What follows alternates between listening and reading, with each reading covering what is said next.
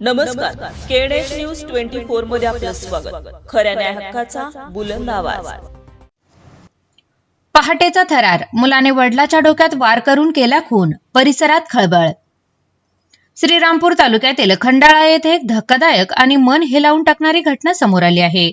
एका मुलाने स्वतःच्या वडिलांचा खून केल्याने संपूर्ण परिसरात खळबळ उडाली आहे.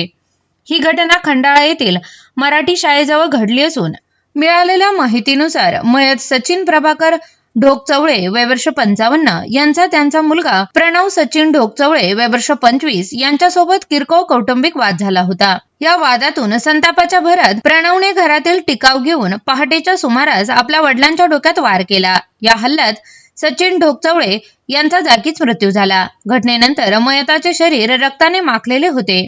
विशेष म्हणजे आरोपी प्रणव हा मनोरुग्ण असून त्याच्यावर उपचार सुरू असल्याची माहिती समोर आली आहे. खून केल्यानंतरही आरोपी घटनास्थळीच थांबून होता. पोलिसांनी चौकशी केली असता त्याने गुन्ह्याची कबुली दिली.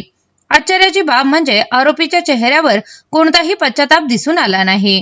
घटनेची माहिती मिळताच अपर पोलीस अधीक्षक सोमनाथ वागचौरे, पोलीस निरीक्षक नितीन देशमुख तसेच फॉरेन्सिक पथक तत्काळ घटनास्थळी दाखल झाले. पोलिसांनी आरोपीला ताब्यात घेतले असून हत्यारही जप्त करण्यात आले आहे. मयताच्या पश्चात पत्नी, 2 मुले आणि वडील असा परिवार आहे.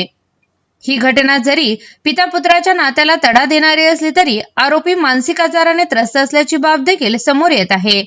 अशा व्यक्तीवर वेळेवर नियंत्रण न ठेवल्यास भविष्यात अशा घटना घडण्याची शक्यता नाकारता येत नाही. या घटनेने संपूर्ण परिसर हादरला असून नागरिकांमध्ये भीतीचे वातावरण निर्माण झाले आहे.